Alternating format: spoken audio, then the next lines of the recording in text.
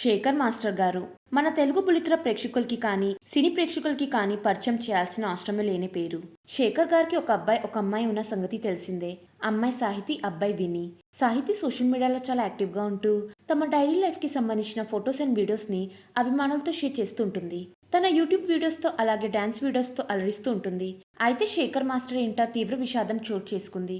ఈ విషయాన్ని స్వయంగా శేఖర్ మాస్టర్ అలాగే కూతురు సాహితి తన సోషల్ మీడియా వేదికగా ఒక ఇమోషనల్ పోస్ట్ని షేర్ చేస్తూ అందరికీ తెలియచేశారు. 10 రోజుల క్రితం శేఖర్ మాస్టర్ గారి వదిన మరణించారంట. ఆమె సాహితికి పెద్దమ్మ అవుతుంది. ఆమె అంటే సాహితికి చాలా ఇష్టమంట. తన పెద్దమ్మని తలుచుకుంటూ ఇమోషనల్ పోస్ట్ని షేర్ చేశారు. ఆ పోస్ట్లో మై డియర్ దుర్గా అమ్మ, నాకు చాలా బాధగా ఉంది. ఇప్పుడు నువ్వు మమ్మల్ని వదిలి వెళ్ళి 10 రోజులు అవుతుంది అంటే ఇంకా మేము నమ్మలేకపోతున్నాము. నువ్వు నా మీద చూపించిన ప్రేమని ఎవరు కూడా రిప్లేస్ చేయలేరు. లాస్ట్ 11 monthsలో నువ్వు చాలా స్ట్రాంగ్గా ఉండి క్యాన్సర్తో ఫైట్ చేశావు. నువ్వంటే నాకు ఎంతో ఇష్టమో చెప్పలేకపోయినా ఎవరు కూడా నీ ప్లేస్ని రిప్లేస్ చేయలేరు. ఎప్పటికీ నువ్వు నా గుండెలోనే ఉండిపోతావు. మిస్ యూ, ఓం శాంతి అంటూ బాగా ఎమోషనల్ అయ్యారు సాహితి.